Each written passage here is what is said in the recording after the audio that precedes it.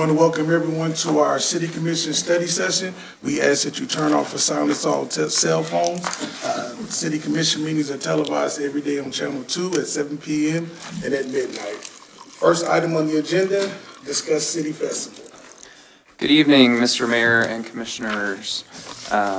As you recall, the Commission authorized the formation of the Festival Advisory Board back in late 2017, and that board met various times in 2017 and 2018, looking back at the history of the different festivals and events that have been held in Leavenworth, the feasibility of funding, partnerships, locations, and more. Staff then entered into a contract with O'Neill Events and Marketing to conduct event research for the 2019 City Festival. O'Neill has a proven track record specializing in event management, public relations, and marketing. Staff from O'Neill held 2 meetings with various stakeholders to unveil their 2 preliminary concepts that they had come up with for the citywide festival planned for September of 2019. Both concepts were well received by those in attendance. They also began conducting event research, including surrounding area events, historical ties, and other significant event theme options. The next step was for O'Neill to create a budget, which they did, and reviewed that with the city manager. O'Neill is now prepared to present their findings and concepts and just a little bit about themselves to the City Commission. And so I'm going to turn that over to Kelly and Jenna. Hello. Hello. Good evening, and thanks for having us. So we'll just get really started a little bit to give you guys a background on who we are and why we were asked to come to the table, which we're very excited about.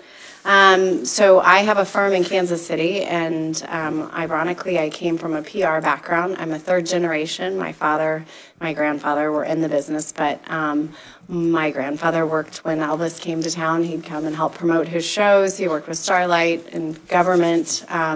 So there was a lot of connections there. And then my father kind of took it more in a PR direction and political. And so when I came in, I have a public relations background and quickly worked to find this interesting niche, which actually is putting on events and festivals for the city of Kansas City in and around the place. So I have over 20 years of experience doing just that. And what we found to be our niche, honestly, really came down to the fact that we do understand not just how to be an event planner, we know how to actually promote it and get people there. And so the marketing piece of that, it came in handy. And so I've created a really interesting business model that I can't quite find anybody else that does exactly what we do, but that's a good thing, right? That's why City of Leavenworth called us. So right now I'm a mayor appointee on Visit KC Board of Directors, so I understand tourism and I understand events and I understand what you guys are wanting to do very much. I'm currently a president of the Board of Directors of Gordon Parks Charter School, and I'm actually the president of the International Festival and Events Foundation Board, and I leave tomorrow for DC to go be on that board, which is amongst peers of Kentucky Derby to the Rose Parade in California and many others. So I have a lot of very great minds around me that I bounce ideas off, and I love our meetings, which start tomorrow, where we all just sit around talking about what are the trends in the industry, what do we need to do. So I do have some experience in putting on festivals. So we have branded ourselves the Wonder Engineers because we create the wonder. What we have up here is basically having a great moment doesn't happen by chance. There's no ticket you can buy to guarantee a timeless experience. There's no recipe for brewing up the Midwest's greatest pop-up party craft beer festival or any type of protocol for throwing a parade for a World Series championship baseball team for 800,000 people of its closest friends. The wonder of making such things happen, along with the wonder that people experience, comes from over-engineering and putting sometimes a little too much care into every detail. And that's what we came up with the Wonder Engineers, and that's who we are. So basically we engineer it and you build it, and we come as a team. That's what we feel the success of an event should be. So one of the big things that started this interesting career is the Kansas City Irish Fest. We're going into our 17th year in Kansas City. I have been the executive director since it started. And I fell into that role because it was two little small festivals coming together, and we created the Kansas City Irish Fest, and it's 90,000 people. It sells 2,500 hotel rooms, has become an economic major driver for the city, and in fact is one of the largest Irish festivals in the country. When is it held? It's Labor Day weekend. Okay. And it's 150 committee members and board and lots of people, and we're the only paid staff of that. What's unique is we become more of the producer, managing entity, but we're not just that all year round. We use all of the events we do as a resource for really helping all the events. So open spaces, this is interesting because the city of Leavenworth came to us, and it's very similar. The mayor had come to me years ago and said, I want a festival, which all mayors would like to have a nice festival under their cap, an event that they think that really drives the city. But it came from a space that was a report that came out that we were underserving our arts in the city and that we didn't do enough there. And so we launched Open Spaces after many years of discussion, but it essentially was 40 art exhibits all around the city. And then we had a performing arts happening every weekend in Swope Park, and there were multiple drivers. It was how to really bring the economic divide, how to open people that don't all follow art, and how do we do that. So it lasted over 60 days. It's very long. And we had a big weekend with highlights of Janelle Monáe, who is a Kansas City resident at one time. So that was that. Boulevardia, we launched, I personally launched that with the marketing director of Boulevard. We started as a nonprofit, and we launched it the first year, and 30,000 people came out with what we call their mouths open, and I had the spoonful of sugar, and they all ate it because this was an instant success in the city. It's a very urban street festival, valuing off of a lot of the Boulevard principles, but also now has become one of the city's signature festivals. And it really targets those millennials. To go over a weekend? Does it go over a weekend? It was 3 days on Father's Day weekend, and we put it down to 2 because we found that the third day, well, it is a craft beer festival, and let's be honest, a lot of people don't like to drink heavily on Sundays. Okay. So we took it down to 2 days. But we're showing you a variety of what we've done. Taste of Leawood, the Leawood Chamber came to us and asked us to help with what they had a small little, I would call like a gala, and they wanted to make it more citywide. So we took it outdoors and we kind of created this concept, and we grew it from maybe 500 people to now 1,200 tickets that they sell out, and it's more of a community event. Kansas City Oktoberfest, KC Beer Company came to us. Crown Center had been coming to us. People asked us, why don't we have an Oktoberfest? And I said, because we need an authentic something to last as opposed to just a beer festival. And so last year we launched at Crown Center the Oktoberfest, and it rained and it was cold and it was miserable, and 10,000 people still showed up and had a great time, as you can see. So that will become an annual event, and we are launching that again in October this year. And then we put this, you can't prepare when it's been 30 years and we don't have a playbook. So we were called by the city and the Kansas City Sports Commission and said, let's see how we do this. And so we created, in about 2 to 3 weeks, a parade for 800,000 people. It was the biggest challenge, but yet, thank God our city behaved themselves. Let's just put it that way. It was a beautiful day, and I say the Royals Parade, yes, we were celebrating the Royals, but we were also celebrating Kansas City pride. We felt like this was the first time Kansas City people were starting to wear I Heart KC. They liked where they were from, the boom of downtown. So really what this parade shows is the community saying, we like ourselves again, and let's celebrate that. And oh yeah, the Royals, thanks for winning. It's been a long time. So there's more to that parade than people really realize. So that's where we come to you all. We were asked to just kind of somebody knew our experience and what we've done. And so they said, what would it look like? And I said, well, before we just sort of throw you an idea, our suggestion is to really do a lot of research. Hire us for just a couple of months to really do a little research, ask the people that live in the community, see what you've done, what's been successful and what isn't, but also kind of take it in a broader look. And that's where we came and we researched successful city events. So not just Weston, Taste of Atchison, Tocanoxie Days. We certainly looked around you. But what we did is we took events in smaller communities in similar size, like you're a city just right outside of a larger city as well. We kind of looked at all of those and really deep dive on what the options that you guys have as a city. So there's different ways you can do it, and we showed to a group of folks what is out there. So it's really easy just to take what assets you're doing and do them really well.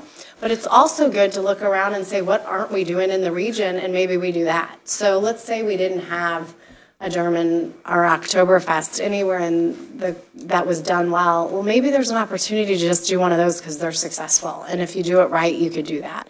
But then there's other ways that you may have a really unique opportunity with you, and you can make it all about you. So we kind of walked everybody through beyond just the lenses of what they're used to seeing, and kind of took them to National Cherry Festival in Michigan and some of these other ones to just get the juices flowing and get everybody understanding that we need to think broader than what you're already thinking of the Buffalo Bill days or anything that you guys have already done in the past.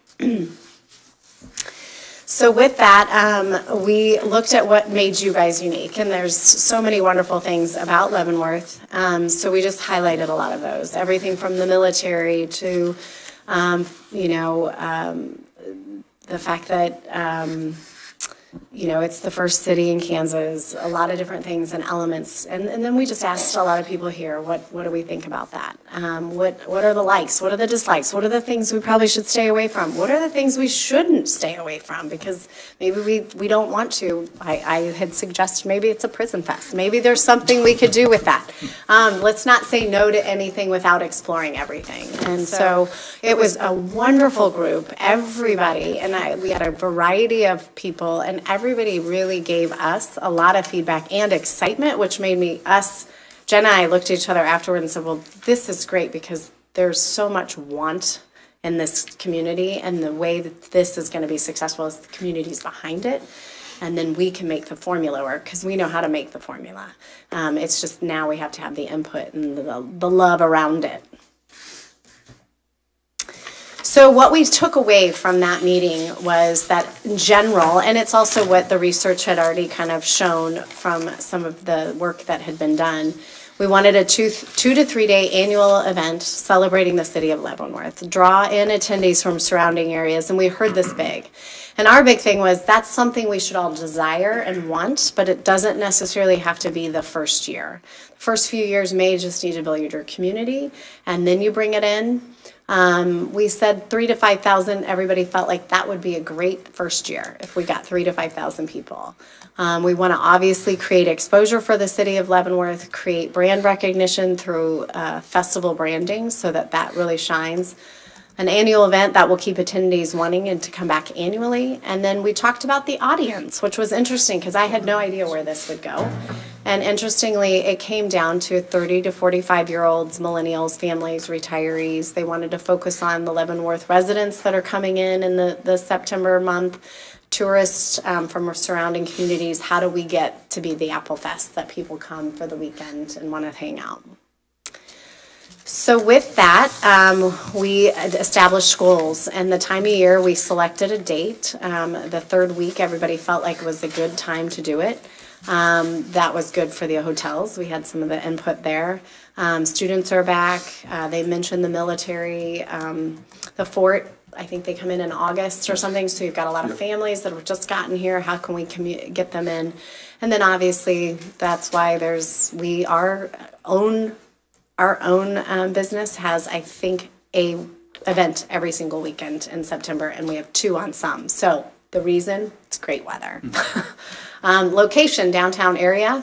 And then the key elements that everybody felt would be good is live music, entertainment, fireworks, arts and crafts, shopping, kids, activities, food and beverage.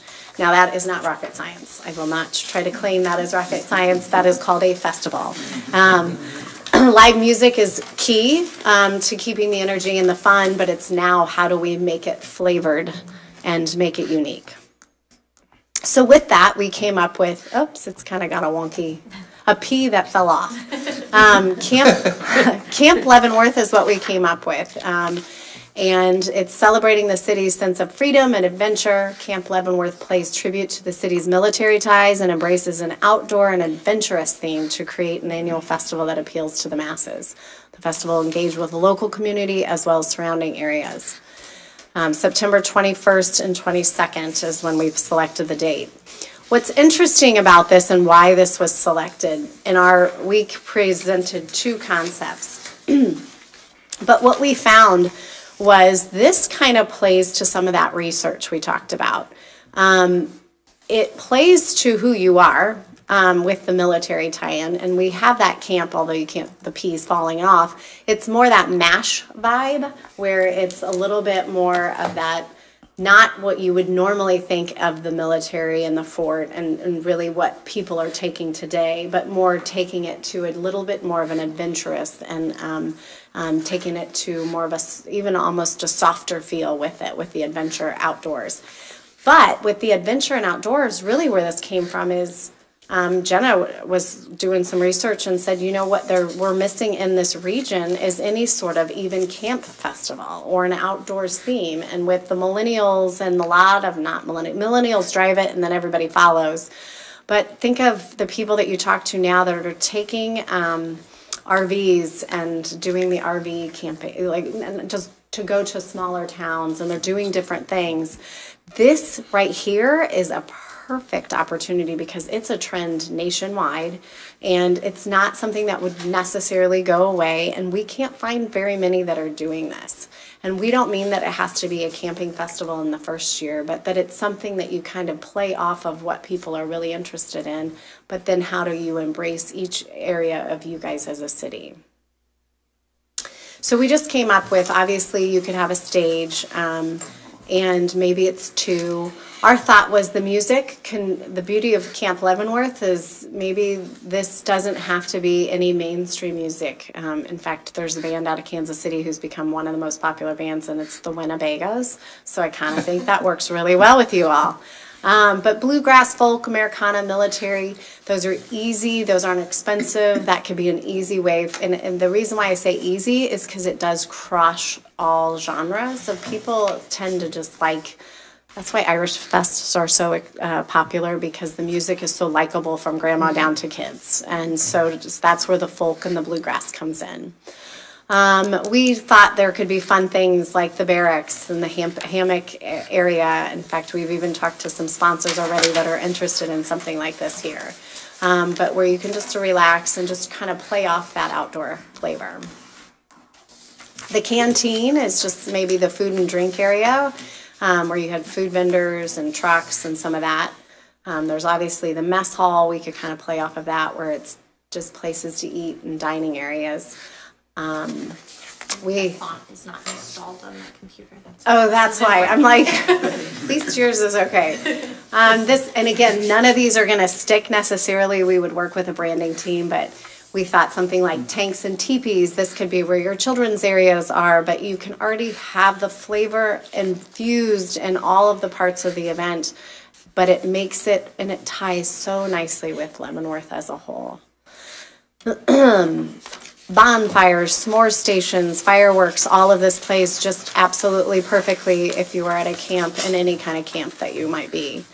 We thought the Airstream Alley could be fun, where that could be shopping. So you could have Airstreams, which, in fact, I think there's an Airstream that I got cute earrings at Boulevardian that they come in. That's a lot of them are doing these anyway for their vendors, but it also could play off of if you do every other. And then there isn't to say that this camping element shouldn't be incorporated. And even the first year, if you just do, maybe it's an RV area. or an Airstream area that people could go in and see Airstreams. That's like a big trend. People are redoing these old Airstreams, and you could show them up like a car show, but it's an Airstream show, and people could come in and kind of look at them and kind of watch it. But then this is something that the element of camping means come and stay, which a lot of people hate to camp, so they may just take a hotel. And that the whole point is that really puts that in people's mind that this is something, yeah, I could go to Leavenworth for the weekend and this can be kind of fun. So honestly, the tourism piece came faster than we thought with this concept. And I think if it's done well on the branding, I think you can get that tourism element that the first year. So I'll leave it with the first year is important to invest. And the reason we say this is what we found, and Boulevardy is a perfect example of that in Kansas City, is we really invested the first year in good branding that really created exactly what you're looking for who you want to attract. And spending a little investment in that. You have to spend on a good website. You have to spend in having people that know what they are doing and really get it done and do it well the first few years, because then it just builds on the success of the event. And people know that they come and they know it's well done. They feel the vibe already before they're even there. And something like a Camp Leavenworth can only be branded fun, and it can, do a lot. So the first year, your first few years are going to be heavily more invested, because you got to create that brand and spend some money on it and the website and a few other things that you typically wouldn't have to then redo every year. So I think that is it from just an overview of where we came and what we're about. And we're thrilled. We're really excited. Jenna and I talk about it daily, and actually we're already talking to sponsors. So I hope you like it, because there are people interested in supporting it as well. Well, I'm excited about working with you. You definitely have a very impressive resume. I wasn't too thrilled about the name, but it's kind of growing on me. Well, It grows on you. Well, it makes more sense in terms of the theme like that you the- laid out. Yeah. Because this RV thing, particularly in the military, for people who Yeah. move away, Yeah. they always like their stay, and this is focused on the city of Leavenworth, but also our neighbor, the Fort Leavenworth. They think fondly of their time here, and if they have an RV, particularly as they get older and have more Yep. time on their hands, I could see them coming back. Maybe not the first year, but Right. after it gets more publicized, maybe in subsequent years, you get people to come using an RV or an Airstream. So Well, even whether we discussed this, there were two concepts, and one of them really focused on our historical, but this one really seemed like it would appeal to that demographic. Yeah.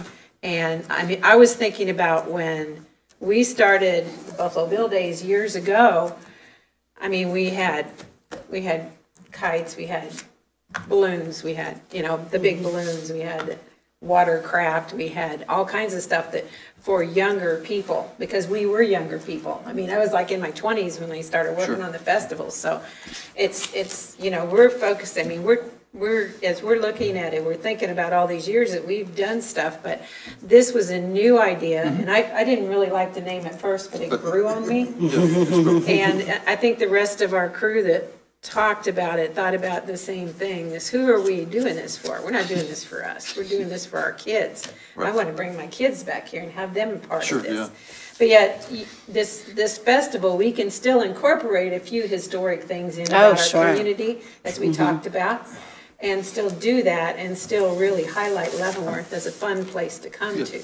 And anyway, that's what I have to say about it. And we laughed because we said, well, none of the names we come up with are the real names. But then both names we came up with, we're like, well, we kind of like those names. So doesn't mean a branding company wouldn't come back with something else that may be different. But what we liked too is when you talk about the military families, they don't always want to be shoved down with military focus. And we felt like this twisted it enough that would appeal to them, go, oh, well, I'm outdoors and adventurous because I'm in the military. But it's a fun way to play on it without it being what they're probably used to hearing and seeing all the time. Well, you think about kids when you think about camping too. Well, right. And that's really where it goes, is more the camp. But there's just that nice tie-in with Leavenworth. People from Kansas City and from surrounding areas are going to get it probably even more so than you all who are Leavenworth, you know?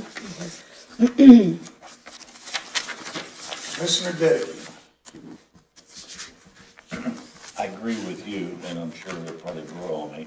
I don't have a love with the name, at this point anyway, but I think the idea is great. My concern is how spread out would this be? What kind of downtown area are you gonna take up? Good question. How's this gonna affect the other businesses, transportation to those businesses, and transportation for the attendees?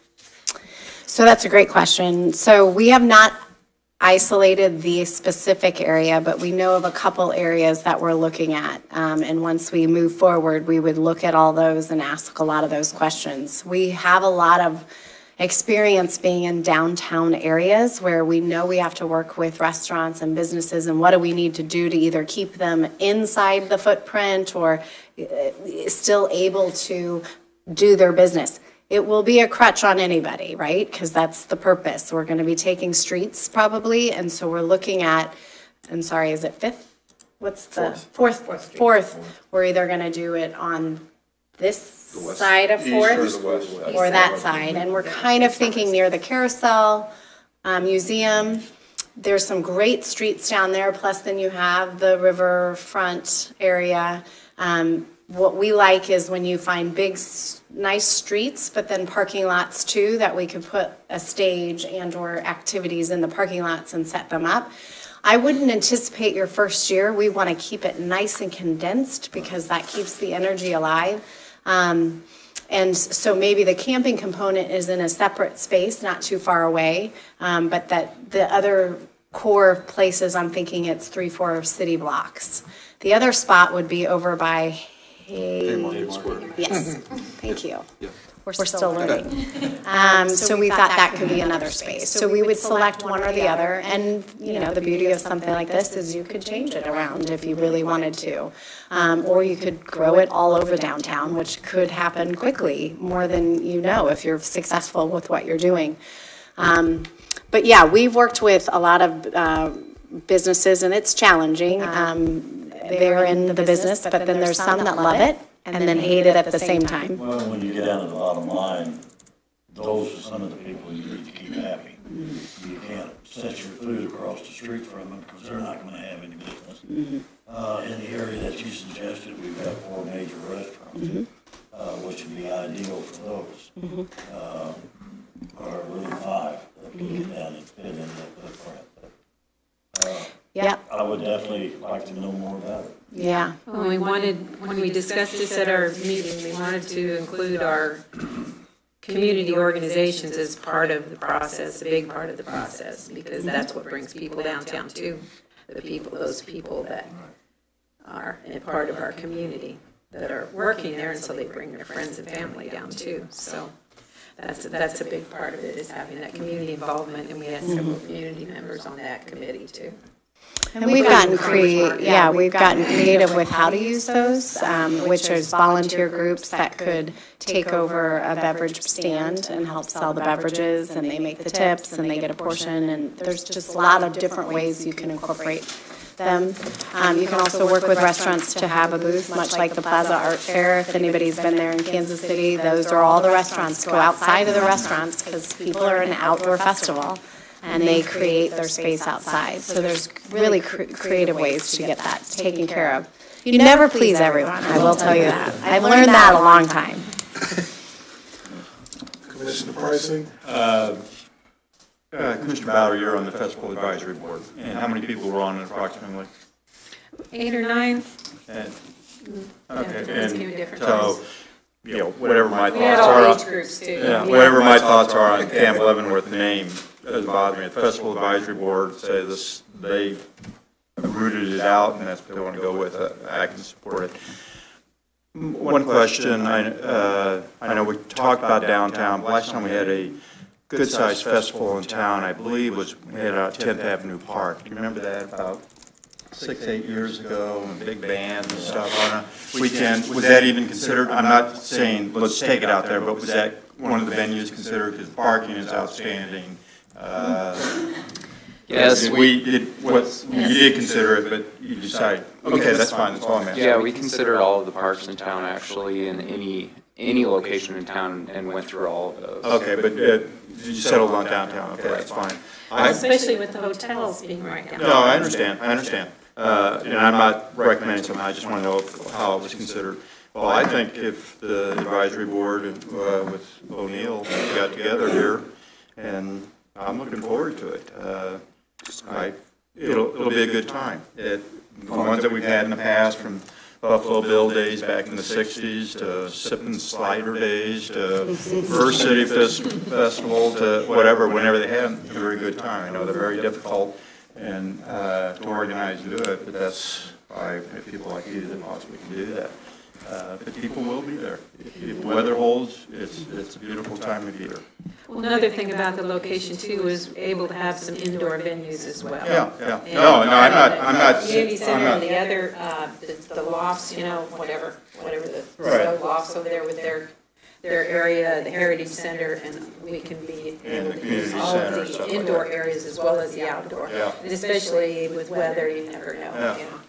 And I like the idea of being downtown, you walk around, it just looks more alive than an open field. Yeah.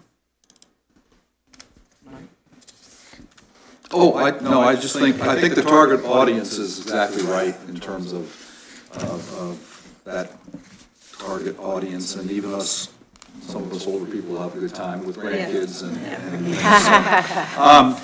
and then I think it's very creative, and I think because of that creativity, it can be a very fun event, and we'll just, somebody, maybe the mayor will say a prayer to the good Lord that we have great weather. Yeah. So That is the one thing with outdoor events. I'm on board, I'm supportive. Couple comments? So, I just wanted to let you know that they've already, even though it's probably beyond the scope of what they've been charged with, have already shown me a line item budget. So this was just the overview. They've talked to branding companies. They've got down and dirty with the cost of entertainment and food and merchandising. One other good thing, and I'll give them some kudos here. They know how to work with cities. They know how to run a budget, how to make revenue, but then also how to back off. We talked about entrance fees or no entrance fees. They've done both. So working with them has been really easy for staff because they do know how to work with city governments. One other thing that they pointed out but I want to highlight on this festival is I don't want there to be any fear that the first year it's not going to be a festival. The thing that's good about it is the progression and the growth that you can add on and add on and add on. I think that was one of the key selling points to me on this and some of the other people in the group who took a little convincing. Is with the standard festival, you can always add different elements, but you don't necessarily grow the festival. And this can kind of sort of organically grow with however, and you can try some new stuff. So I thought that was really important. So talking about next steps, the reason that they're here tonight was the next step that I would recommend is next week we would bring a festival management contract to the city commission to have O'Neill manage the festival the first year. They may manage it the first year, they may manage it the second year, and then we may, once it's up and running, then we may take it over somebody internally, or we may hire somebody. But it'll be my recommendation to go beyond this initial contract of research and have them go ahead and be the management firm on the first year with all of their contacts and all of their expertise. So if there's a consensus to move forward with the concept of. Excuse me for interjecting, do we get to see the budget? Absolutely. And the budget is just on paper right now. Right, I understand. And so I'll have them present the proposed line item budget. They've talked about sponsorships. We've talked to them about sponsorships. I've already had some conversations with some businesses who have contacted me. So, the expense number may look big, but there's revenue offsets, I think, for everything, which, may be a little optimistic, but they did that too. They not only did the revenue budget, or expense budget, but a revenue budget too. And we're usually a little more conservative on the revenue and very much more not conservative on the expense. Very conservative. Yeah. Just because we've seen all ways, you can't predict the weather, and so we can't, but yeah, it's like he said, it's preliminary based on experience, but, then we really get into the nitty-gritty of getting some of these actual items. And a lot of it was sitting down to see what city services, that's the beauty of working with the city. There's a lot of items that are going to be eliminated because of city services that are already in place that would reduce what I'd normally have to pay hard cost on anything. So we kind of went over a lot of those line items just to ask, this could go away or this could be a little bit less. And so that helped us a lot there too. And as a reminder, I think everybody on the commission knows, but just for people listening or for the article John writes, the intention for this is to fund solely out of transient guest tax funds. These are hotel and motel guest tax that are used for economic development and to bring tourism into the city of Leavenworth. So that's where the funds for this project will come from. Quick question, and I don't need to know the details, but, you always have the funnel cake truck. So would you, the funnel cake person comes and says, I want to be there, you charge him, he or she, $100, or you charge them 5% of sales? What's the normal? We have tended to just charge flat fees, particularly the first year, and you do it low. But I've been looking a lot at the percentage of sales, so it really depends on the vendors. If I can trust the vendors and what the support is. So a lot of times, I would say either is an option. And it just really depends on what we want to do. So when you do percentage of sales, do you have an audit team or something? You'd have to. Yeah. Complicates things. Yeah. Well, if your weather's bad for 4 days or 3 days or 2 days, You're right. you can't recoup that. Yeah. So you wouldn't get what you Yeah, expected. I was just wondering how it's done. I know if you do have, it's Yeah, I go almost back and strictly forth. cash. I feel like if you had POS systems at each one that we manned, it would be so much easier. And to start that way would be even better, because then there's no question going forward. We presented it for an event. We're working on the Kansas City Air Show this year at downtown airport. And we actually said to all of our vendors we work with, look, we're not going to do the flat fee. We're going to look at a percentage. And they all were like, okay, but they trust us too, which is nice. They know that they'll make some money, and they risk it with us if they don't. Okay, thank you. So do I have a consensus to bring a management contract for the first year festival next week? Yes, sir. Thank you. Camp Leavenworth, got an acronym, I thought of something. I knew you would. I gotta say it, come and meet people.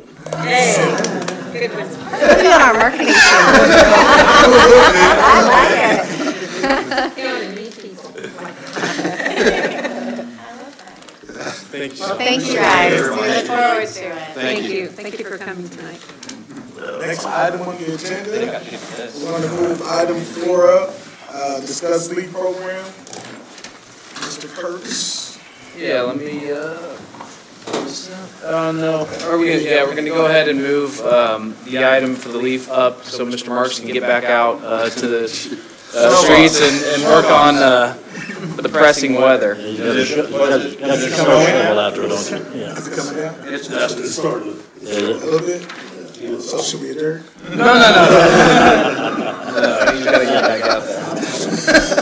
Give him a cup of coffee. I don't have any more room on study sessions, we gotta get these knocked out.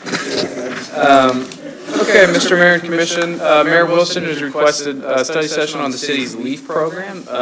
I put a small summary in here of kind of what we do and what our challenges are. It really comes down to the year-to-year variability of the weather. When rain and ice hits, how the equipment's doing, and then something that's sort of come in recently is labor. The city used to rely heavily on inmate labor. The county has done away with inmate labor program, I believe, and we are right there too. It's maybe a success story. They've been able to get some better jobs through some of our partners in town who are able to use the inmates. So we do this as a streets division crew. Currently, staff has direction to continue the program and purchase a new machine in 2019. So that, short of any changes, that's the direction we'll go. But we are asked to bring it tonight as a discussion item. Well, I definitely think it's a very difficult program to manage due to the weather. I think when it first was created, it served its purpose. I just think that it's kind of ran its course at this particular time. I've had several complaints from residents stating that they weren't able to get theirs done because of the weather. And then I know that they have to continue with the grid, so there was no backtracking. And then we're only focusing on half the town rather than the complete town. So with that, I'm in favor of discontinuing the program.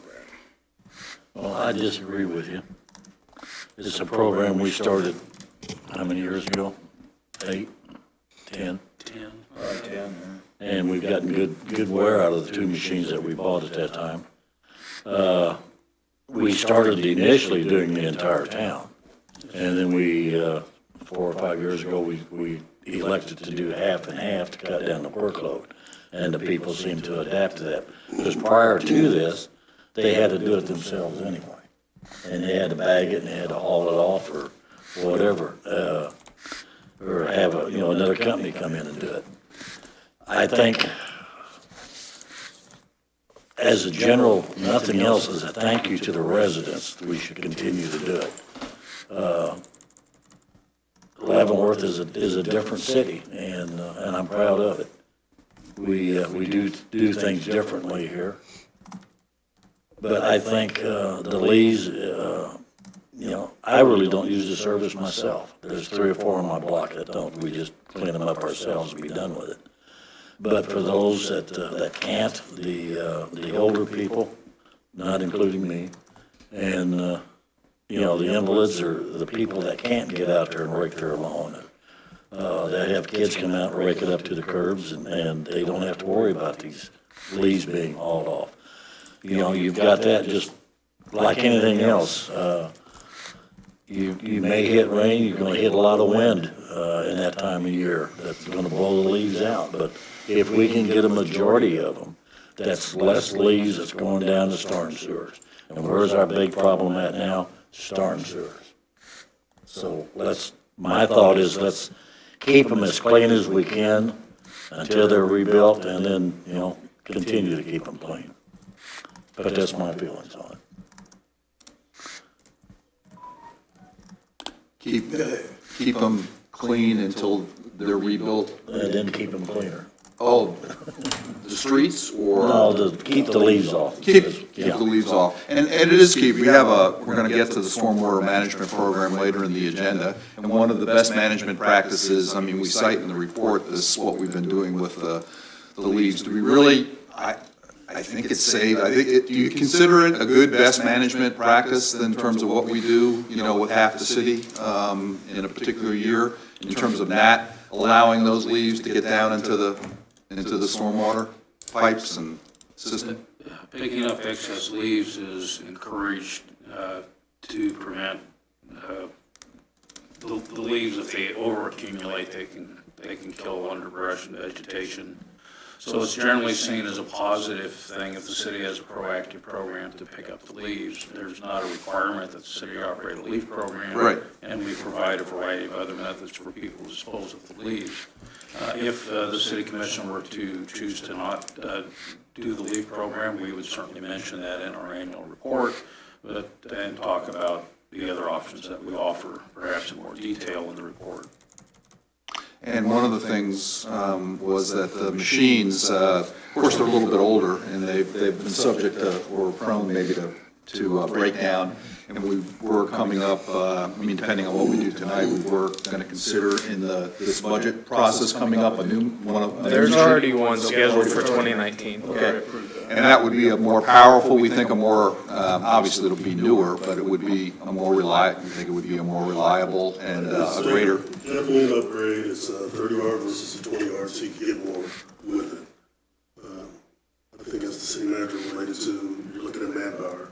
It's going to be one of the key variables that you have to look at. In terms of just the availability of manpower to run the machines? You have to run crews to be efficient with what you're doing. Do we? It's the streets division that does it, so Streets with the assistance. it's just the opportunity cost of where the resources are allocated, whether they're on the leaf program for a couple weeks as opposed to doing, another kind of work, but that's with any program. you're missing something.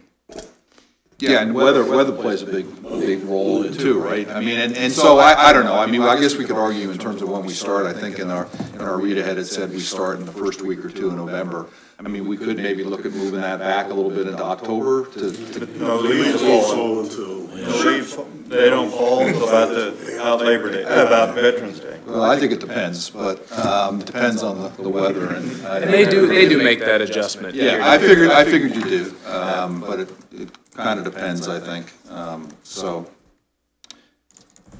There's no right answer, I'll add, and for Mark, we have great years, and we have awful years, as long as the public is, sensitive to the fact that some years, we've gone through the grids a half a dozen times, all of the grids, and we struggled to get through the grids a couple times, just depending on, really, it really is weather dependent on when that first freeze comes and freeze those leaves on the curbsides. Yeah, because you had a lot of damp weather during the This pickup season. was a particularly bad year.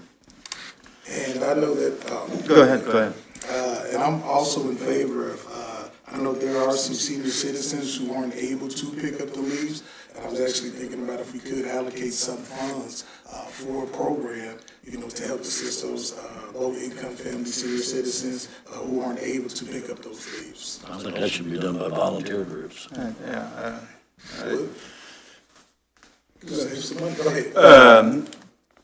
ahead. I've stated many times, I think the LEAD program is a good program, but I think it's impossible to manage to expectations.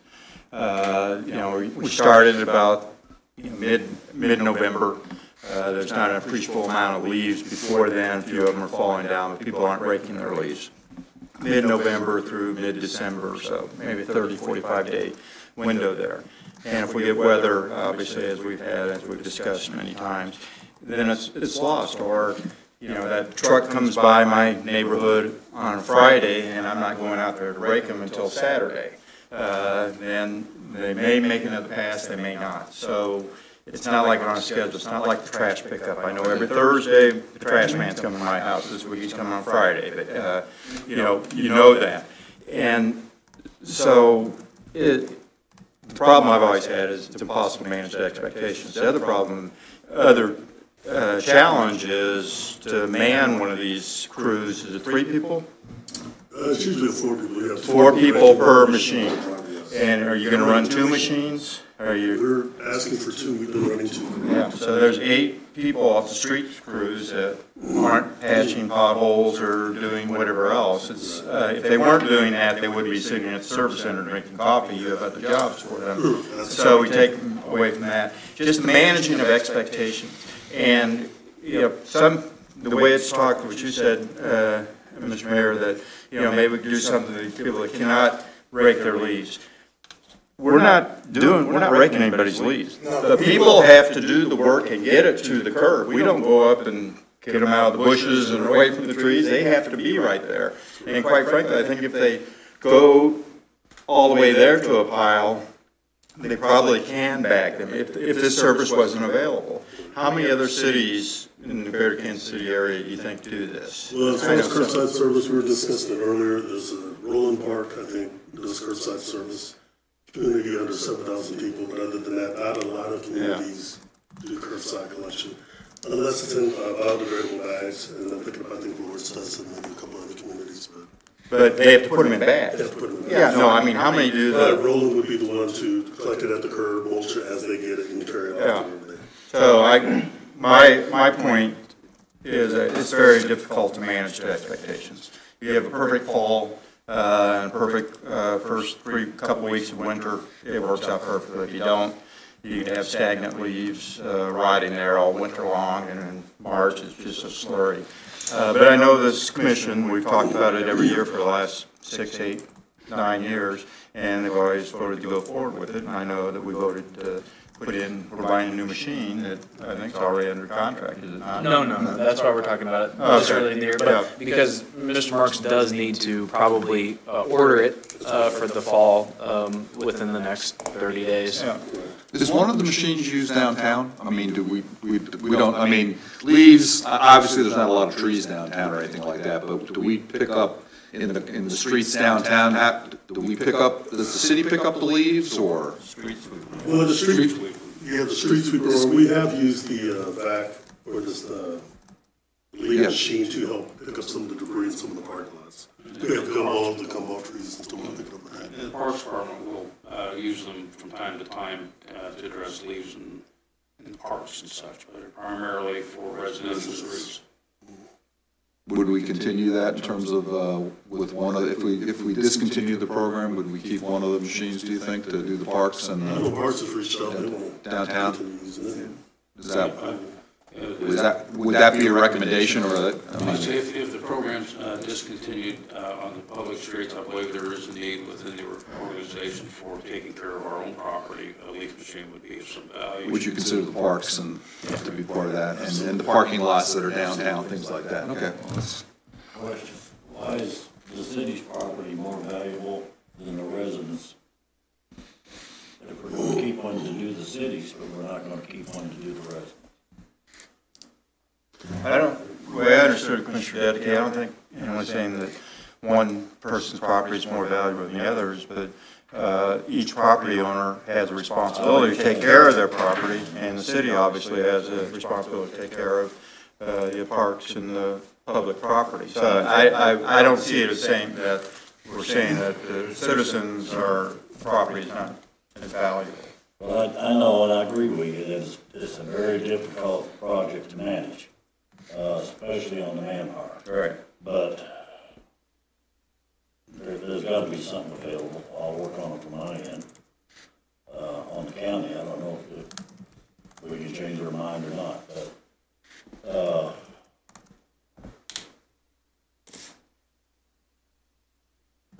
I mean, if we were to discontinue it, do we, and you've talked to a lot of citizens, I mean, is there going to be a hue and cry from our citizenry in terms of if we do discontinue the program? I think it's gonna be either or. It's gonna go either way, honestly. Yeah, you'll have to. One of those issues. Yeah, and Commissioner Person, I wasn't talking about the city, actually, raking their yard, the citizens' yard, the senior citizens' yard. It'll be kind of like what we did with the nonprofits. We'll contract in, like they're cleaning up the 3 Mile Creek. It'd be having the nonprofits provide the services for the senior citizens, if we decided to do that, so. Something to take a look at. I guess Commissioner Bowders. Name for the night? Yeah, she had a medical issue. Oh, okay. Yeah. So, do we have a consensus to keep it or discontinue it? Or should we look at it or what? You need a consensus tonight? I don't, I mean, it's really up to the commission. We do, if there's nothing, we could probably push it back one more meeting. But then as I mentioned, we have direction to continue the program. And I need to, if staff's going to continue it, then they need to probably order this within the next 30 days. And we're pushing it already. So you need to order it immediately. Yeah, Let's just vote on it at the next meeting. Okay.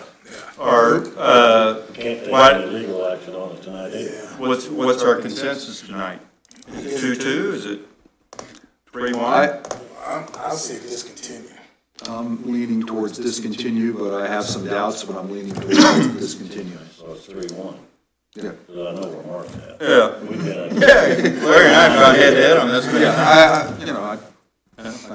so I guess we do have to bring back for a vote. No, we don't. It's not there's nothing to vote on. It's just a program that we run as a city, so there's a consensus. Essentially, you're giving consensus just to not continue the program in 2019, if that's what it is. And then we would not buy the machine. That's the reason that it's Okay.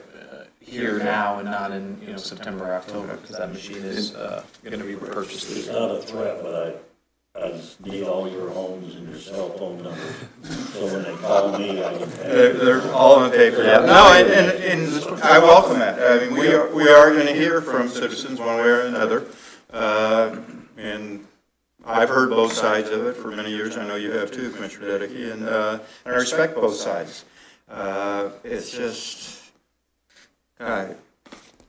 It's the management, the expectations, which you think is mission impossible. Yeah. And putting it in the paper for a couple of days so people know that this these trucks are gonna be there on that day, and it's the only chance to get the leaves out. Well, and they've done it, well, the city's done a much better job than that, over the last couple of years on Facebook, social media, and I don't know if it's in the newspaper, this grid they have southern part of the city, northern part of the city, this grid, so we'll be in grid 1, or area 1, 2, 3, 4, 5, or 6, however they do it, and some people follow that. So it's, getting the information, making the information available, the city's done an excellent job. How people receive that information or act towards it, that's beyond our control. In terms of a best management practice for our stormwater management program, we're not shooting ourselves in the foot. We would come up with some other. Well, currently, there's a whole host of options that we currently offer: free leaf and grass disposal. There is several companies in town that will provide that service for you. And you can put your grass and leaves in with your regular trash. You don't have to make a trip to the brush disposal site to leave them. And that's somewhat unique in the Kansas City area. Most places seek to keep that out of the regular trash. That City of Leavenworth does not. So we would remind people that those options are available. I don't know of any other rational option at this point, but we would report that in the report that we've changed our leaf program. There may be some industrious young people who decide that they want to get a little business on the side, right? And so help the citizens out with their leaf challenge. It's very expensive. Say again? It's very expensive. We have one in town. I was thinking, I wasn't thinking maybe ones that are established, but, kids are maybe 14, 15, 16 years old trying to earn some money and not charging those, more exorbitant prices. I don't know. I just, I've talked to some citizens who've had some young people come to their door and say, can we rake leaves and do jobs like that, but. I do really good. Mow lawn, shovel snow, break leaves, make some money, collect pop Right, bottles. right, but. So we have a consensus to discontinue? Yes, sir. Yeah, but does that discontinue it, or do we need to? No, it's just direction to me. It's not a program put in place by any kind of official action. So, but you had mentioned earlier, do we bring this back? No, because this is just for the purchasing of the truck. Okay. If it does discontinue, there's no need to purchase the truck. Okay, did you say something about bringing it to a I vote? thought we'd have to vote on it, but apparently we don't. You can have it as a discussion item next week, but you still would vote. You'd have the same thing here with just a consensus. There'd be nothing to vote on, but you certainly could do that next week, or we do have a consensus No, we tonight. have a consensus, and that's legal, and let it go. Okay. Thank you, Mr. Martin. Thank you for your time. Thank you. Next item on the agenda, number 2, review KDHE annual report for stormwater. Our Public Works Director, Mike McDonald, will handle this item. Thank you, sir. Mr. Mayor and Commissioners, the next two items are actually somewhat closely related and a huge overlap and intertwined and totally will get mixed up in the writing of the reports and in the way I'm probably going to talk about it this afternoon or this evening. But there are two separate things that occur this time of year every year. First is the agenda item related to the draft 2018 KDHE annual report for stormwater, which is an annual report that is required as part of our permit that is issued by the state under the direction of the EPA related to addressing water quality. The water quantity part of what we do is really directed by the City Commission. The federal government and the state government are focused almost entirely on water quality. And the report that we have worked on this is kind of the almost final version. It's 300-something pages, and it's got copies of newspaper clippings and articles, copies of training certificates from our staff and that sort of thing. But we included in the policy report the key sections, I think, that make the report an interesting read. The rest of it is even more tedious than this. The The city adopted a stormwater management program, which is the next item, I believe it was in 2016, which set out the variety of things that the city would commit to doing to work to improve stormwater quality. And this report, typically every year, we say we've done these types of things. We did this many these many people attended the spring cleanup. We had this many articles in the newspaper. We passed out information packets in the trash bags, that sort of thing. One of the things that we've learned over the years is when the EPA came to visit with us a while back was this report is best discussed in a public space such as this meeting, and is entirely appropriate for the city commission and the public to ask questions about what we do and how we do that.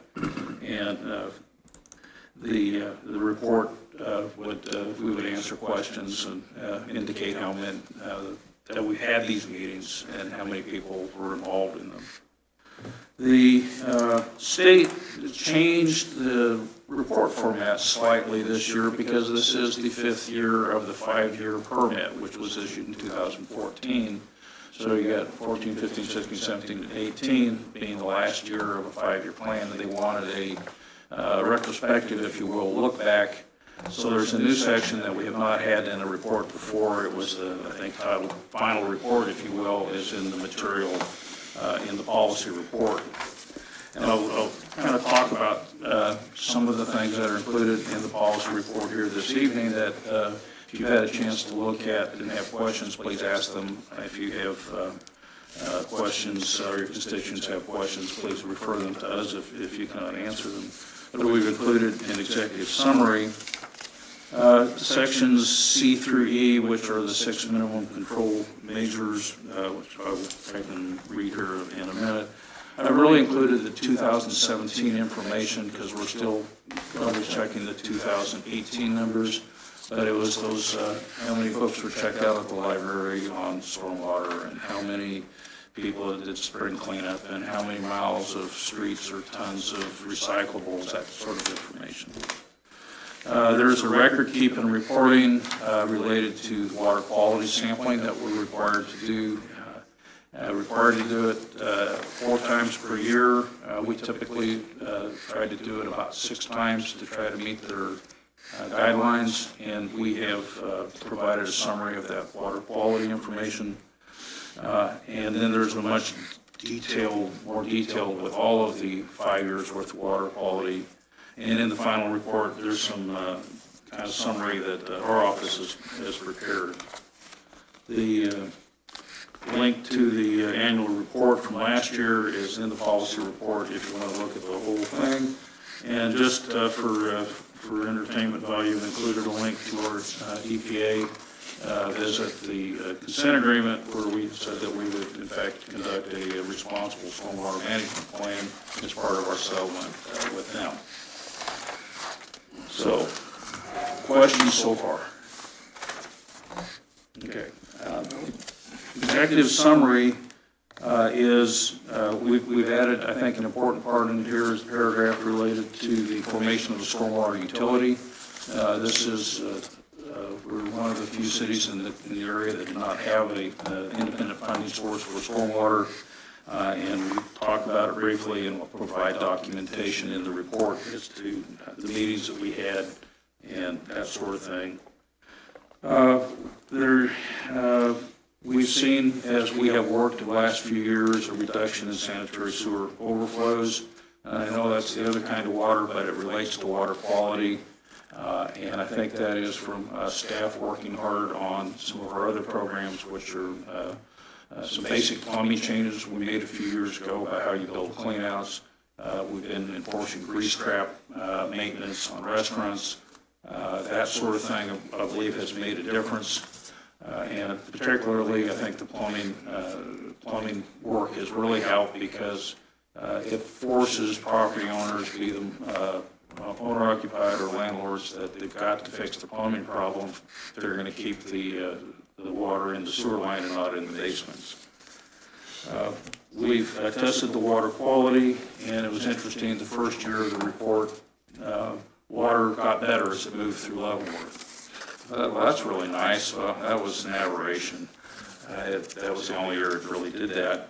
But in general, we find that the water quality in Leavenworth and the streams, 3 Mile Creek being the northern half of the community, is generally, I would say, lower water quality. It's more heavily impacted as opposed to Leavenworth and 5 Mile Creek. And some very basic, simple looks at the data is what I used to rationally support that. Until this year, 3 Mile Creek data was better than 5 Mile Creek. And I've always said 3 Mile Creek is it's kind of the urban center of Leavenworth. You got a lot of houses, even in the suburb areas of the northern half of the city. But in the south half, you got larger houses on larger lots. You don't have as much commercial, and so you don't have that water quality problem. This year, for whatever reason, 5 Mile Creek showed up as a worse thing. There's nothing I can put a finger to, but I suspect it's got to do with the development of housing. There's been some commercial activity here and there, but it was just an odd thing that jumped out at us. We'll get the opportunity to study it more. There's no mandate at this point that we do anything, but that will probably change. A big thing that we've done in the last 5 years of this report is we've really started enforcing construction site runoff, and it's a struggle. Little projects and large projects, people are all in favor of it, and they're going to do a great job when they start. The requirements are that when it rains, they have to inspect it. When they inspect it, they have to keep records, and they're supposed to provide us records of their inspections when we ask for them. Everything starts off fine. And typically, it doesn't end up as well with the record keeping and the inspections. And so our inspectors, our office, we contact people. If we see a problem or if we're concerned about a project, we'd like a copy of the records, and they get annoyed with us. But that's okay. It's in the report that we're doing some enforcement. That's a very good aspect, I think, right? One of the things that's improved in the last 2 or 3 years as far as the city's approach to this. Yeah, a huge fault that was identified that we were not effectively. Continue to be hard. Yeah. So we will probably be bringing back some a fee and fine structure to the commission for consideration related to kind of detention ponds and other what they call best management practices, which is somebody, if they've built pervious pavement or they built a bioswale, we've done all these things too, right. But other projects have, that they should have some permit and an inspection requirement and a penalty associated with failing to file it with us. Because we're supposed to make sure that they're operating. The only way we can make sure they're operating is to have them tell us and then do some follow-up. So you'll be seeing some more of that. We don't see any dramatic changes to recommend this year, but in the next thing we'll talk about the stormwater management program. There are some changes that I identified that we will probably be talking about as the new permit is issued. Because in 5 years, this one's going to be closed out when the state issues the new ones. But I have, I say that the C through E, these are the 6 points of light, if you will, is public involvement, public education. There's a detection of illegal discharges. There's stormwater construction runoff, and then post-construction management. And we've got strategies to work on all of those that we reported on. And then I have, as I talked about the graphs, I show it's impossible to sample the streams when the state wants you to sample them, just because they go up and they come down so quickly. And they don't tell me I'm wrong, so I just tell them, this is what we're doing. The final report is in here. It's a much different narrative than we provided in the past. Generally, we have to comment on these six control measures, if you will. Public education, outreach, participation, involvement. I stated that I believe that the city is generally effective in the way we approach this and provided several narrative examples. Illicit discharge detection and elimination, also noted that was generally effective. Talks about the grease traps and some of the other things that we mentioned. Stormwater runoff control, I think we're very effective in this. I know we're very much more effective than we ever were, but I think we have a very effective program and motivated inspectors from both building inspection and the engineering technicians. And then it talks about other best management practices, how effective are they, and talk about structural BMPs. This is where we build a bioswale, or we built these reduced capacity inlets like we've seen up on Ottawa Street or down across the street from Tenpenny. And it's generally effective. I think people understand what we're doing and why. It seems to make a difference with, and if you look at the gunk that doesn't go down in the storm drain, it's got to be better. I can't point to the numbers showing that it's better, but the evidence is that it is. And then they call good housekeeping, which is making sure our facilities are properly maintained. And the little bit of inspection on how we do what we do, we found some problems this year, and we went ahead and fixed them. Some of the drains that catch the sediment and around the service center are not getting cleaned out on a regular basis, and causing some overflows and stuff. We fixed that. Found some other drains that had holes where they didn't need to have holes. We fixed that. So that's part of that, generally effective. Best management practices in general, particularly we have an annual meeting with everybody that's ever had to build something and tell them that we're from the government, we're here to help them. And they were a little concerned at first what the plan was, and I said, no, we just want to let you know we care, here's what we care about, and I think that's another pretty effective thing. And How about the homeowner associations with the detention ponds? That is the least effective thing that we have, is relying on homeowners associations to do anything related to water quality. How can we give any ideas on how that can be? I've talked to several good attorneys about that, and they've all said, that's an interesting question, let me do some research and I'll get back to you. So that's Maybe that is something you could come back to the commission on, later this year. Yeah, we need to, in fact, it probably ought to be on this list here that's shown as address modifications that we expect to see in the next 5 years. These are things that we're going to need to talk about, and I'd say that the whole HOA thing is on there. City Attorney Bob Beal always told us that, well, if the answer is there is no homeowners association, he said, read the first 2 words. He said, homeowners. He says, there's 86 homeowners in this subdivision. They don't have an association. Therefore, they're in it individually, not collectively. And we've never pursued that, however. But that was his answer. He's not here to help us with that. But I identified a bundle of things here under item 4, which is things that we're going to probably talk about over the next few years, improving effectiveness with interacting with the public, with materials and concerns, working more closely with the APWA Regional Public Works Group on improving their specifications. One that's really, we're kind of way out in front of folks, is making sure that detention ponds actually detain something. Pretty conclusively shown that they don't, even though they've been designed by engineers and built exactly as they were designed. A lot of them are water in and water out. Not all of them, but the vast majority of them are. I want to see that we can make them work the way they're supposed to work. It helps with downstream flooding, downstream erosion, that sort of thing. And one of the big things that the industry or the engineering side is going to look at the next few years is they've come to the conclusion that water quality and water quantity are actually related.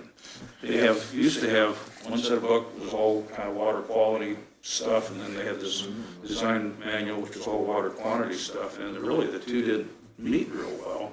I've never understood that, and so we didn't pay much attention to that. We believe that you get a benefit from having a pond and water quality as well as water quantity aspect, and they're, believe it or not, going to try to combine those books over the next 2 or 3 years.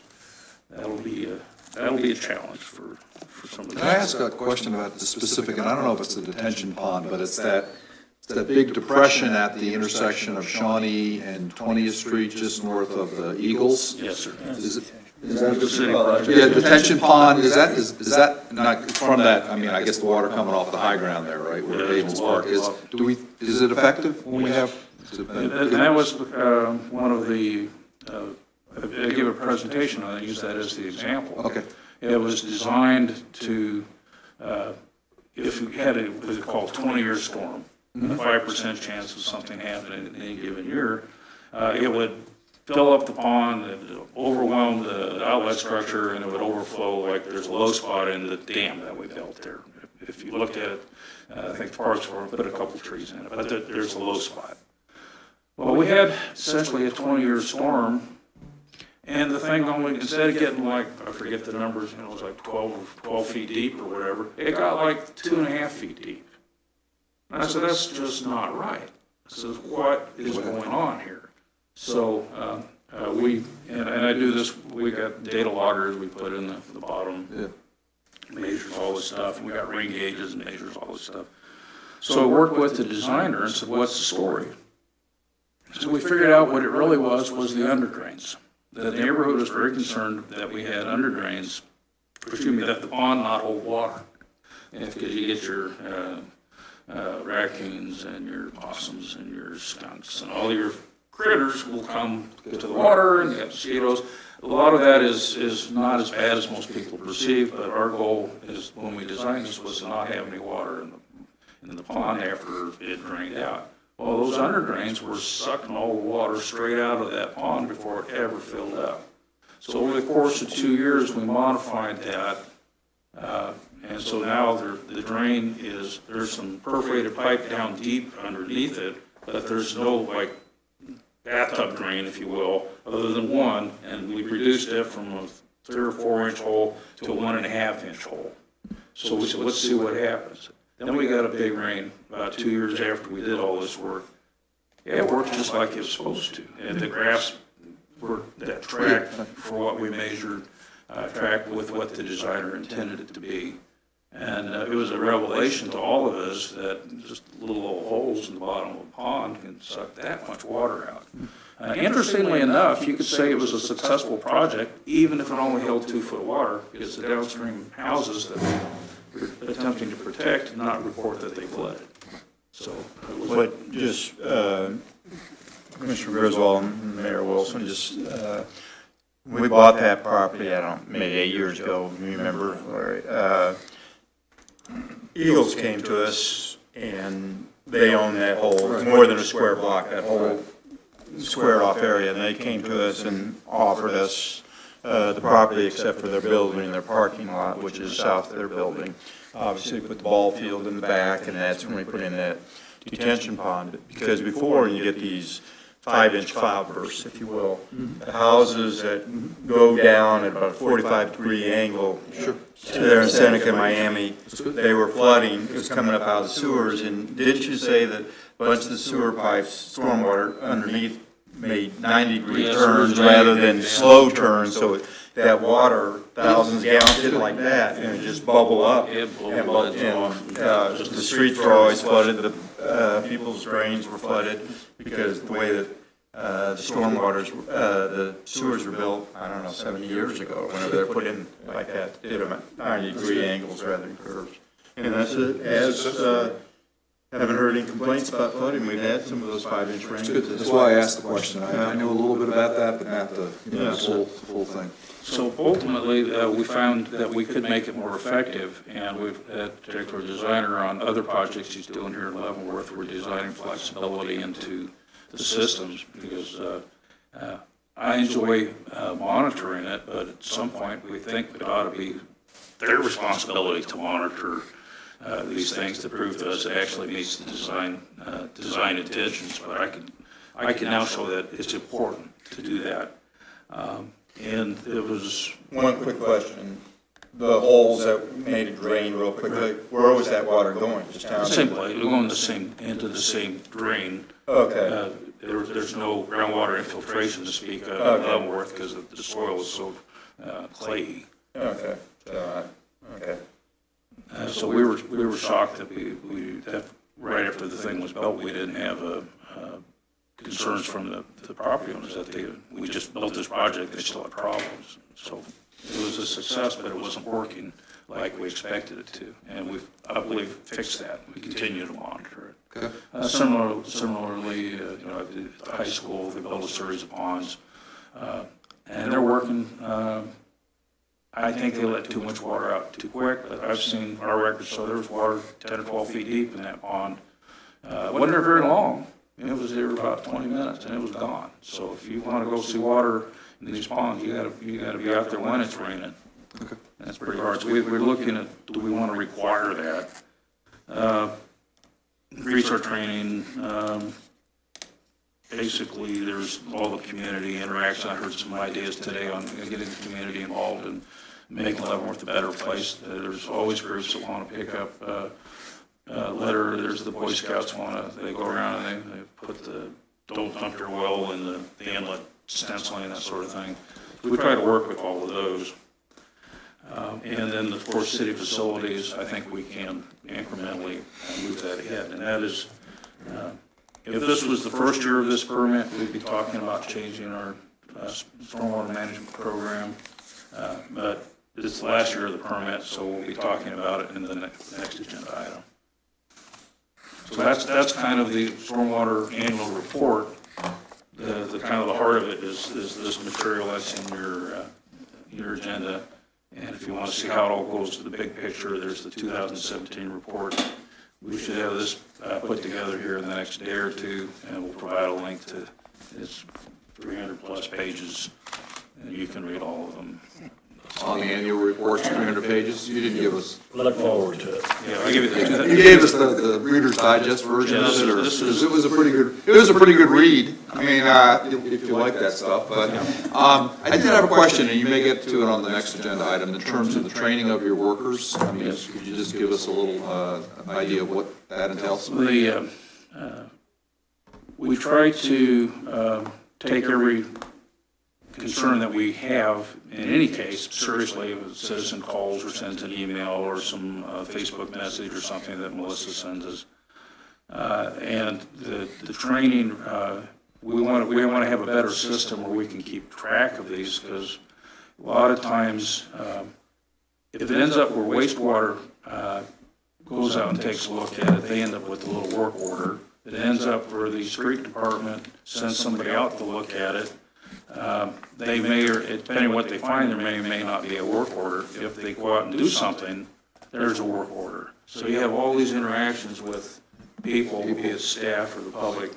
So there needs to be a little training, work order management going on. We've tried to have classes for our inspectors and our regular employees about the importance of erosion control, how to install it properly, how to look at something and say that's not right. Typically, you'll see somebody that doesn't know, they know they have to have erosion control, and you tell them to go down to the hardware store and buy some silt fence, and they'll go put it up. Well, if you don't tuck in the bottom, it doesn't do any good, the water runs through. So you need to know enough as an inspector or a concerned employee to tell your supervisor that's not right.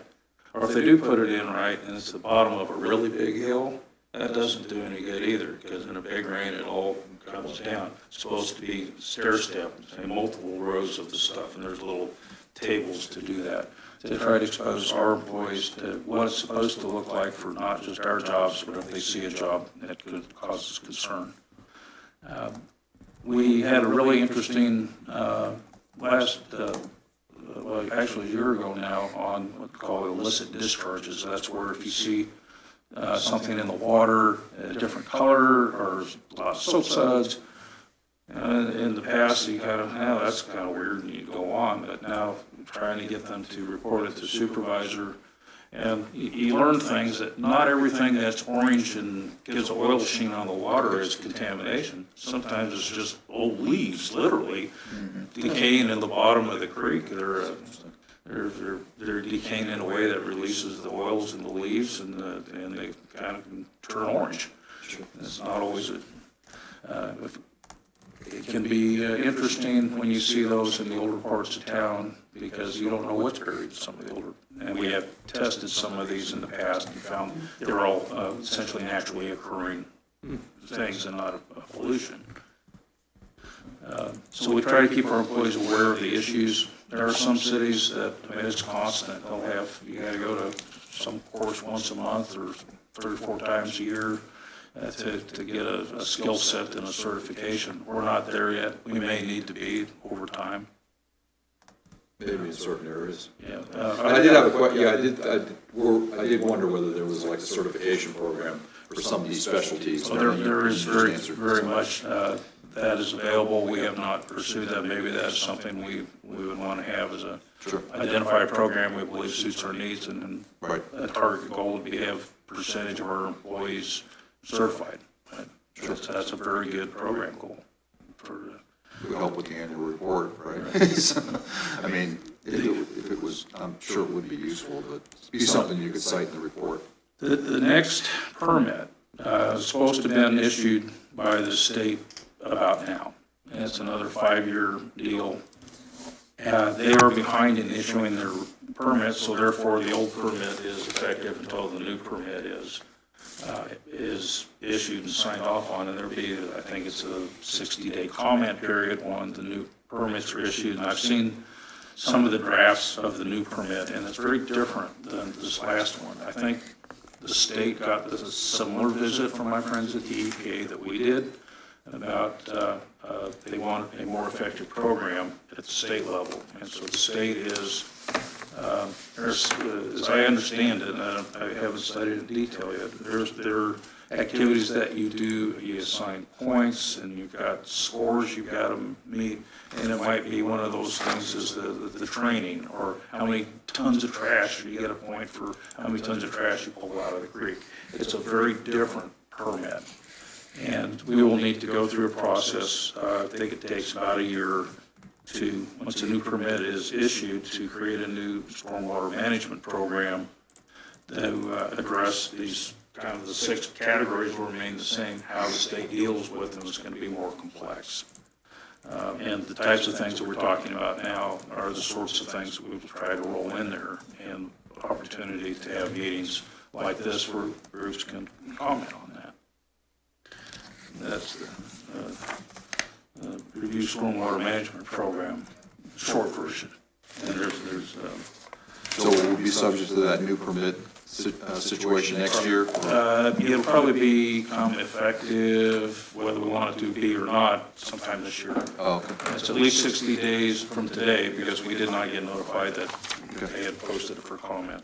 The link to this, the current stormwater management program is shown on the policy report. It was also in the 2017 thing. I included that some kind of I would say propaganda is a little harsh perhaps, but guidance, if you will, from the state on what should be in a stormwater management program document. I think our stormwater management program is certainly better than it has been in the past. We've been doing this since 2004, I think. It's not as focused as a lot of other communities that are much larger than ours. But I think it works well for us, but I think we're going to have to take it up a notch in the next one in order to make some people not come help us anymore. So the goal is, next week, is to bring you the final draft of the report, any changes, and I want to add that homeowners association thing in there. Thank you for reminding me. And have the commission adopt a resolution approving the annual report, as well as approving the stormwater management program. And we'll provide all the fluffy details on that. But it's going to be the same as it was before. I don't see the need to try to make any changes when we know it's going to change dramatically.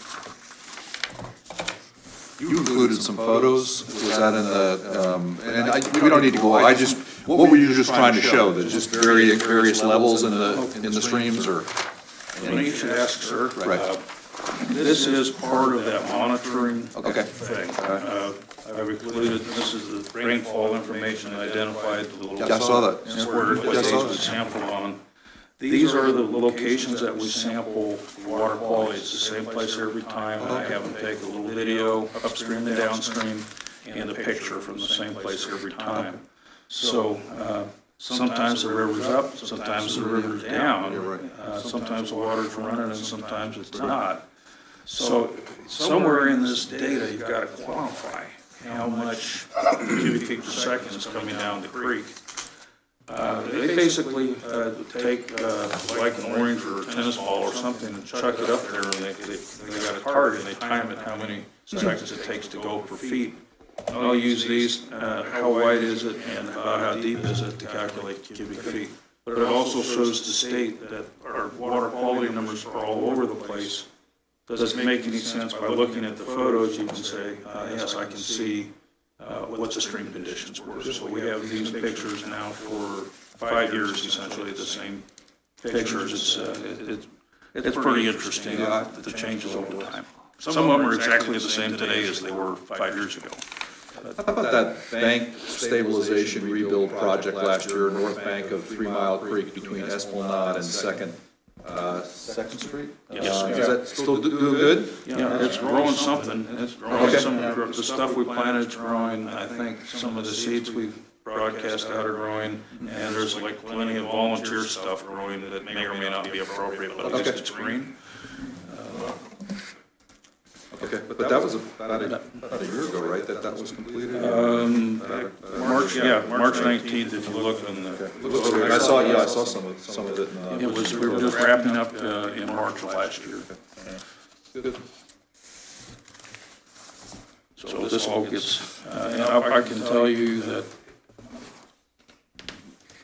Shawnee, Kansas is a fairly affluent community just south of here in that other county, a city in another county that I can't mention.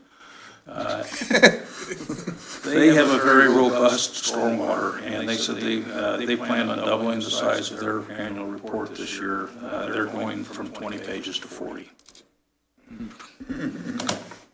Okay. Yeah, so I'm sorry.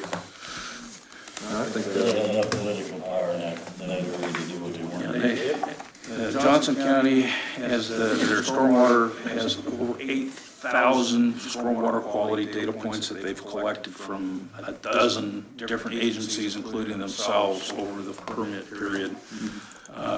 They can't make any sense of the information they have either. They spend a lot of time trying. I saw that presentation the other day. So that's our plan, is to bring both of these items back for you. Good deal. that was a good report. I learned a lot. Great job. Yes, very good. Yeah. Get it finished. Very thorough. Yeah, it was very good. Yeah, absolutely. Next item on the agenda, Mayor's Award for Public Service. Mr. Mayor and Commission, I've spoken to a couple of you about this topic over the last couple of years, and specifically just recently with Mayor Wilson. From time to time, I think just a handful of times in my time here, we've done a resolution in recognition of a business owner or somebody. Resolutions or proclamations aren't always the right vehicle to do just sort of a recognition of somebody for a civic service, either whether that be an isolated event, a long-term event. A couple of years ago, I was fortunate enough to receive the Commander's Award from Public Service from the Garrison Commander at Fort Leavenworth. A nice certificate that came with that, with an explanation. Part of the, I guess, the good part about being in local government is recognition, and I think that was what Mayor Wilson had mentioned. So, kind of going in that direction, we sort of created a draft of, and we could call it anything we want, but I think we've called it the Mayor's Award for City Service. We could call it the Mayor's Award for Civic Service or Community Service, wherever it may be. And then we had Advantage Printing put up some mock-ups, and of course we do it in a frame. And one thing you'll notice here is this is just printed black. The idea would be sort of a gold embossed, but to do that, they'd actually have to buy that. And so if the commission wants to do that, then we'll make these look like the Commander's Award. So Mayor Wilson, if you want to take it from here and kind of talk about what you had in mind and. Well, recognize those different organizations who serve the community, Boy Scouts, Girl Scouts. There was also a teacher that recently retired. Oh, yeah, I just from last year, there was a teacher that had 50 years at Leavenworth High School. I don't know, just an example of a person that I think would be nice if the city commission could recognize it in this way. I think it would be appropriate, but. And I just think that it's good, especially for business owners who've been serving the community for more than 5 to 10 years. I think it's just good just to be able to recognize and let them know, as local government, we do honor the services that you're providing as well. So to sort of be the administrative stickler, I guess, is how would we do this? Would it be, would the commission sort of say, the mayor has the ability to identify? I don't know that we want to get into voting on any of these kind of things. I think that complicates it. So I'm interested in your thoughts on sort of how this operates, so it doesn't become more trouble than it is a benefit. Well, that was my concern. I don't think you want to do it monthly or weekly or whatever. I'm all for the program if we don't make a spectacle out of it, I guess. And as far as, we can nominate or the mayor can nominate, it's up to the mayor to pick them out as far as I'm concerned. But either twice a year or once a year for the presentation. That's what I'm thinking, so. I don't agree with that. I think it's based on, the contribution from a service standpoint, and I don't see it every week. I mean, I don't even, maybe we go a month or month and a half or 2 months without doing it, but it just, my approach would be do it more in linkage with what may have happened in terms of a significant event, and I know on the teacher, it would have been good if, if we'd had this maybe last year to do it within a couple of weeks of him retiring, but that's my view, and I think the commission needs to be aware of who, the mayor or other, or if we're thinking about just not to take a vote on it, just to be aware, and if there's any serious reservations, they could be in a study session or something, they could be brought up. I don't think there will be, but that's my input. Did you say we should vote on it? No. Okay. No, but I think the commissioners need to know, who, because, we'll have maybe some recommendations, he'll have recommendations, just share that information with the commissioners, and I don't think if there's any objection that needs to be brought up in a study session or probably a study session. I don't think there will be. It'll be an exception if there is. And I say Paul can email the recommendations, because I'm sure each one of us have some, and I said we could probably do it once a month at that particular time, so. We just sign them and send them out to them, or what, have a ceremony, or? Yeah, kind of like what we do in the proclamations. Okay. So, we'll reach out to them and tell them that we want to honor you for, if you have an annual event that you do every single year, that'd be a good time to recognize them once a month, for all of those that we're going to honor and recognize that day. I think it's a good program, but what would concern me, and an example you used, Mayor Wilson, this has been here 5-7 years or so. There's probably 250 businesses that have been in town over that. We start handing them out to everything, it begins to look like a participation trophy. I mean, it's, it's like a letter of commendation in the Army. It means absolutely nothing to people very well. So the hurdle on what you have to do to get it, I think, should be fairly high. I'm just using an example, I've been here 5 to 7 years. I'd say 150, 200. Commissioner Deddick, you'd probably tell me exactly, not exactly, but a pretty good idea of just give them out to everything. It has no meaning. We can set the expectations. I mean, I think it should be a fairly high hurdle, not an impossible hurdle. Not that only one every 5 years gets it out, but I just don't want it to just be dumbed down to a participation trophy. Yeah, that's what I'm concerned about. And I think the same thing, going against what Mike said, is, he wants to see it more frequently. I think if we do this more frequently, it's going to mean less to the recipients. Right. The Colonel on Post does it once a year. All got one. Yeah. You were thinking once a month. Yeah, I'd be. Once- It's gonna be a hard what- question. what- Yeah, so I would say, It's not mandatory. right, like, Yeah. you know, it's dictated by circumstances. And if we all sort of have in mind of unique achievements and that kind of thing, the only thing that I would caution, having done this a little while now, is if you do something that is pretty common, there are so many people in this community who give of their time and give of their resources, and they don't do it for recognition, but maybe they've done it for 5 years and they may think, hey, you know, I've been doing this a long time, this new person did this for the first time and they got the mayor's award. So I think if we just thinking about sort of unique achievements or contributions, I think that, you know, we're all, that we can do it that way and be fine. And you would share that with the commissioners and then. Right, if somebody said, hey, about this person, I think we can send it out. Whether to do it or not. But. And yeah, I don't think we should have every first meeting of the month, just as situation dictates. Yeah, I think it'd work, all right. Okay. He said I'm gonna have to. I'm in the minority.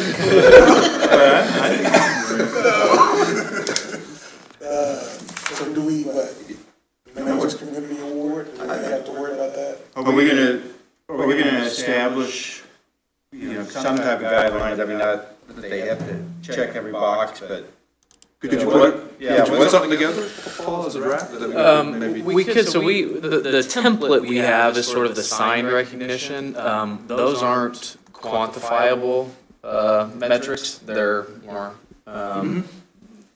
in the eye of the beholder. You know, we get a lot of sign requests about a family member who did something good for the sign of Leavenworth, we think that's really not worthy of putting on the sign. So it's tough on these things to determine what meets those criteria. You have to be, I hate to put on, you know, you have to be in business 10 years, your gift have to be over $500, or, you know, It's just, something like that. it's one of the things is just continual dedicated service over a Right. significant period of time, and I use the teacher as an example. I mean, and there are others, but. We did the businesses, for example. I think you start with the longest business. You call in Davis Molden, he gets the first one. He's been here since 1855. And then you go back down, and, you know, 250 meetings later, you're gonna get somebody that's been in business for 5 years. But don't start off with the 5-year one if you don't hit the guy that's been here 165 years, because. Well, we'll all be able to see, you know what I mean? And So we it'll don't be, check one another. yeah. So it'll be some achievements, some accomplishments, that have a history of it, so. All right. Sorry, you good? Yeah, I'm good. I don't need any more direction. Last item on the agenda, set dates for city commission budget work session and goal setting.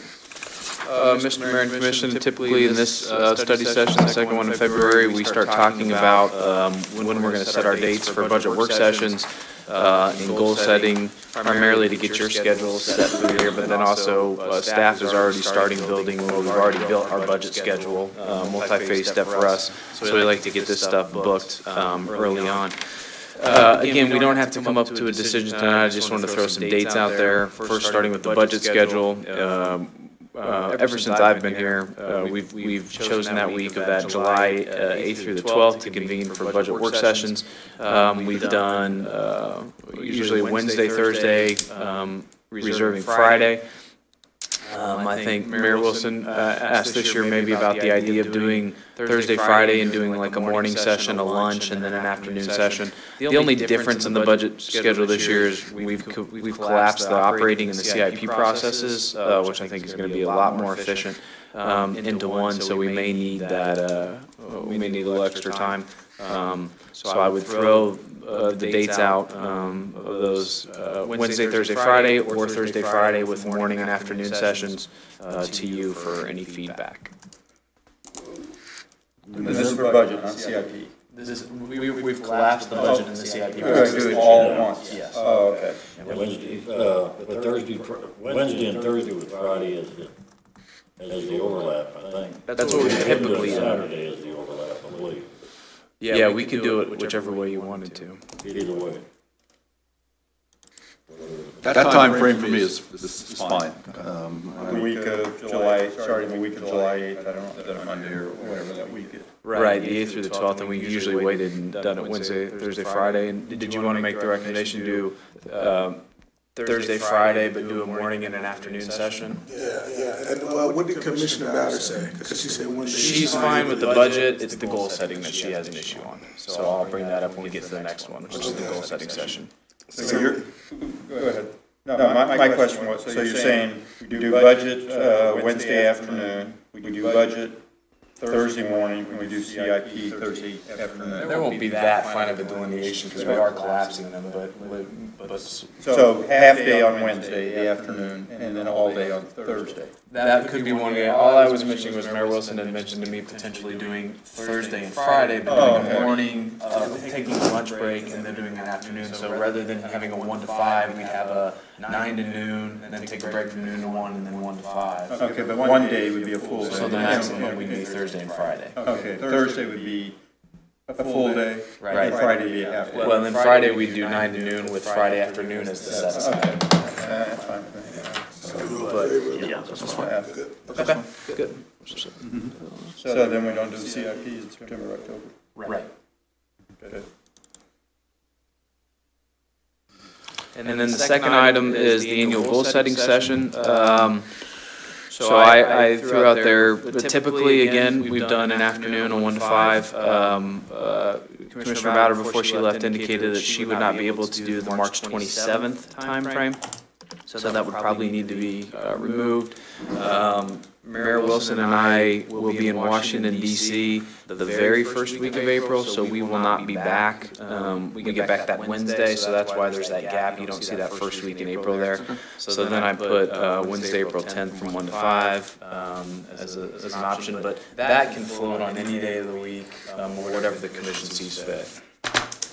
I'm fine with the date. Is that okay? Yeah.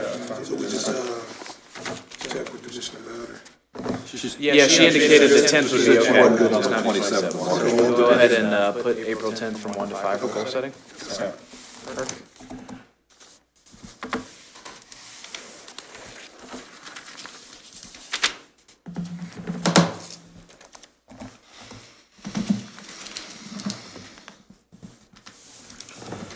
Any other comments, discussions amongst the commissioners? We'll let her talk about the leaf machine some more.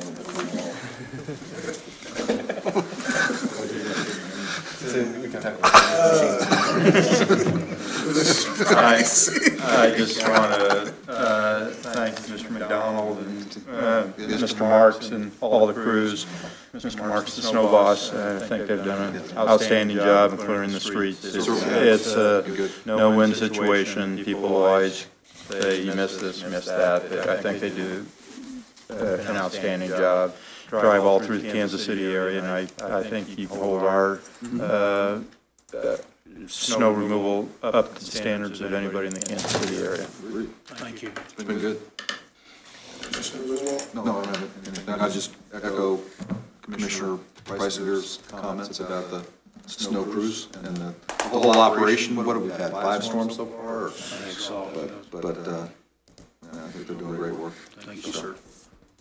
Mr. Springer? I do not. Are we out of sand? We don't know. So, I mean,